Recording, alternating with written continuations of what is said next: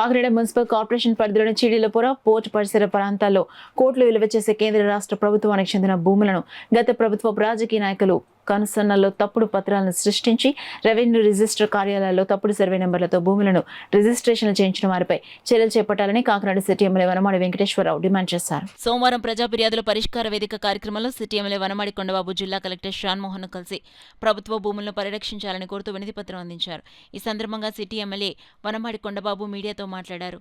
MLA వెంట market committee chairman Bachchu Sekhar, TDP రాష్ట్ర నాయకులు బివై దాసు, టీడీపీ నగర అధ్యక్షులు మల్లెపూడి వీరు, నాయకులు తుమ్మల రమేష్, ఒమ్మి బాలాజీ, గొబ్బుల చిన్న, గదుల సాయిబాబు తదితరులున్నారు.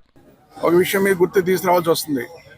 గతంలో కూడా మీతో మాట్లాడడం, మీరు కూడా ఆ రోజు సహకరించారు. మీ ప్రతిపక్షంలో ఉన్నప్పుడు, ఆ రోజు వైసీపీ ప్రభుత్వ అధికారులు ఉన్నప్పుడు ఈ కాకినాడ నగరంలో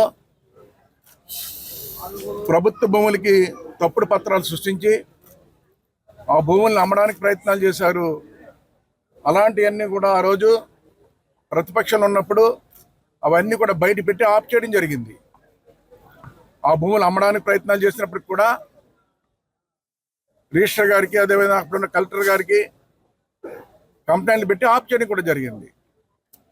ఏదైతే పోర్టు భూములు కానీ, చీడీలపుర భూములు కానీ అదేవిధంగా ఆఫ్ చేయడం జరిగింది. మళ్ళీ మా ప్రభుత్వం వచ్చింది.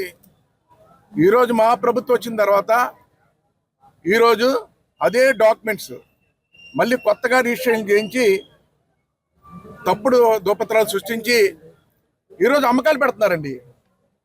మా ప్రభుత్వంలో చూడండి, వైసీపీ ప్రభుత్వంలో ఆ రోజు ఇవే భూములు పత్రాలు సృష్టించి అమ్ముతుంటే ఆఫ్ చేసాం. ఆ రోజున మళ్ళీ అదే పత్రాలు డబుల్ డాక్యుమెంట్ సృష్టించి ఈరోజు అదే వ్యక్తులు మళ్ళీ ఈరోజు ఆ పత్రాలన్నీ పట్టుకుని అమ్మకాలు పెడుతున్నారండి. అదే భూములు ఈరోజు ఉదాహరణ మీకు చెప్పాలి, మీకు కూడా ఇస్తాం డీటెయిల్స్ అన్నీ కూడా. ఎక్కడ పోర్టు భూముల్లో సర్వే నెంబర్తో సహా 79 ఎకరాలు ఆ రోజు ఇదే భూమిని ప్రైవేట్ భూమిగా చూపిస్తే ఆ రోజు అడ్డుకున్నాం. ఆ రోజున అదేవిధంగా చీడీలపురలో కూడా తప్పుడు పత్రాలు సృష్టిస్తే దాన్ని కూడా అడ్డుకున్నాం. దీంట్లో వివరాలన్నీ మీకు ఉన్నాయి.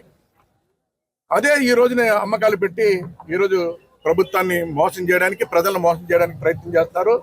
ఇవన్నీ కూడా కలెక్టర్ గారి దృష్టిలో పెట్టాం.